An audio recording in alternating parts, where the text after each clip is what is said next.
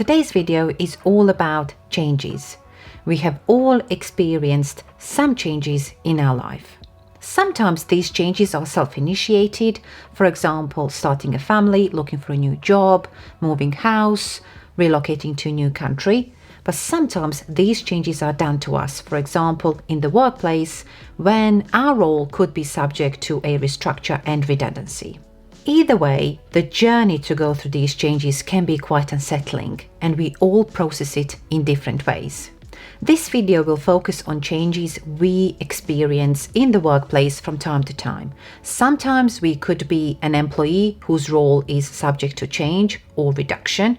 Sometimes we could be a supervisor, manager, or leader delivering on these changes. Sometimes we could be a project manager who has to pull it all together and make sure everything gets done as agreed.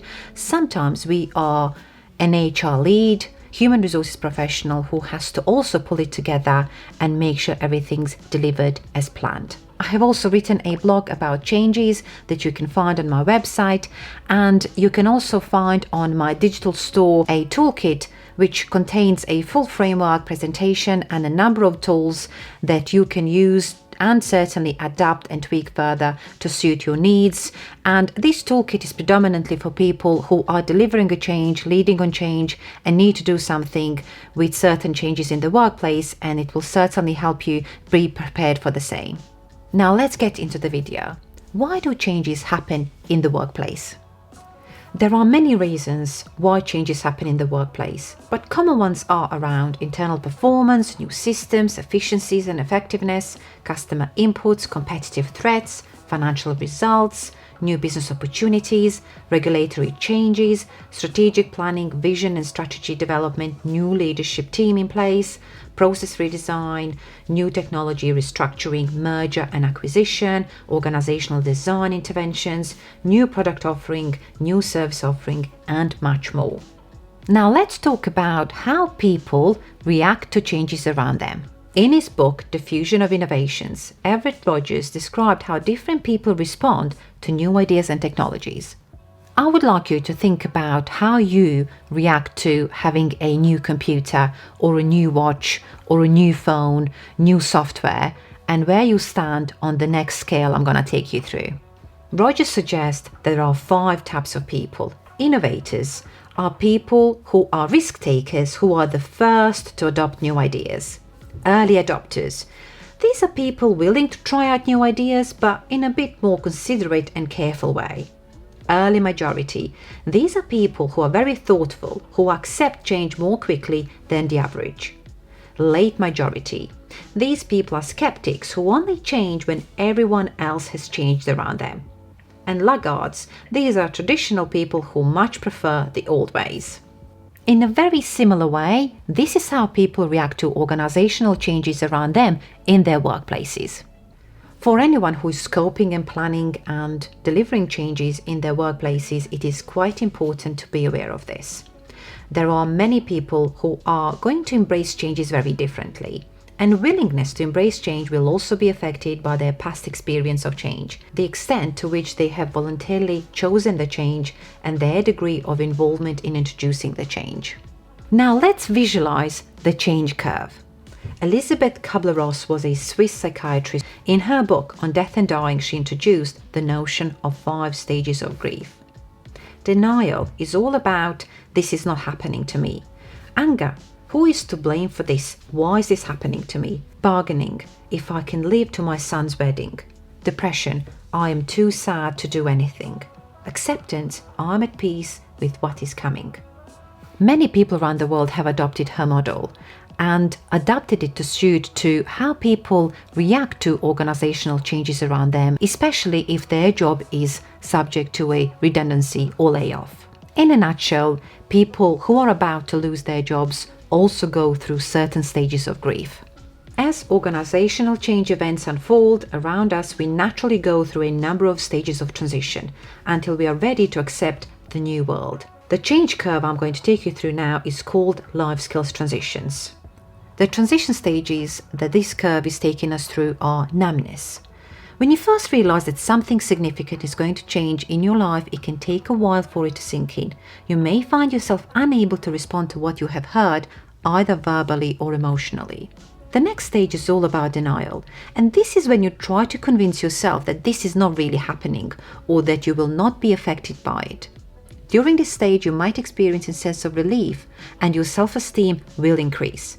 If you are managing others through change, be aware that this does not mean that everyone accepts the changes proposed. This is a temporary phase and is simply a way of dealing with what is ahead. Depression is all about when reality sets in and we enter the depression stage. This is not depression in a clinical sense, rather it is the realization that your life is indeed about to change.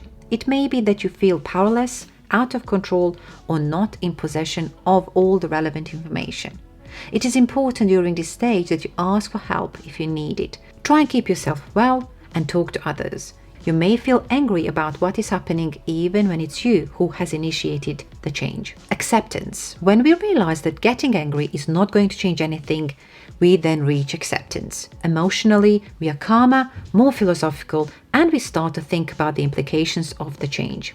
Often people can swing between denial, depression, and acceptance over a period of time, and this is very natural and normal. But if you find yourself doing that too many times, you need to work out how to stop and move on.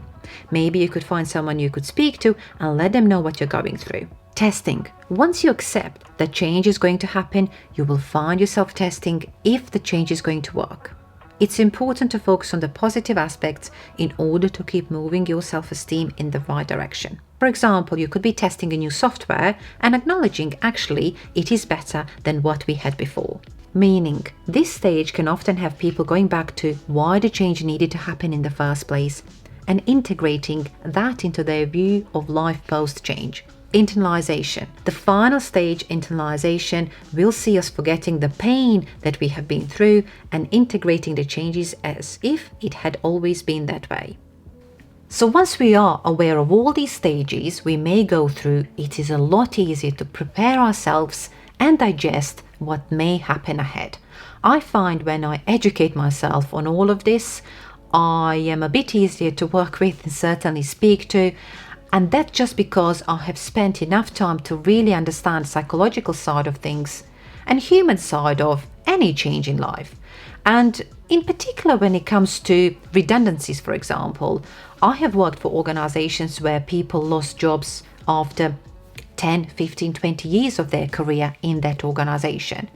And they did go through all these phases. But I think at some point they do realize maybe I'm ready for new changes. Maybe I'm ready to upskill myself, or maybe it's the time to leave and land a new job and really see what's out there. And I have seen people go through all of this. Some people stay, some people upskill themselves, some people move on. But at some point there is that acceptance, internalization that, this is the brand new situation I'm in, and actually it is not that bad. But we only reach that stage of it's not that bad, actually I'm used to it now and I actually have no issues with what had happened. In fact, I'm now glad it happened because I wouldn't be here where I am today. And that is the realization, acknowledgement side of this change curve that I absolutely love to talk about.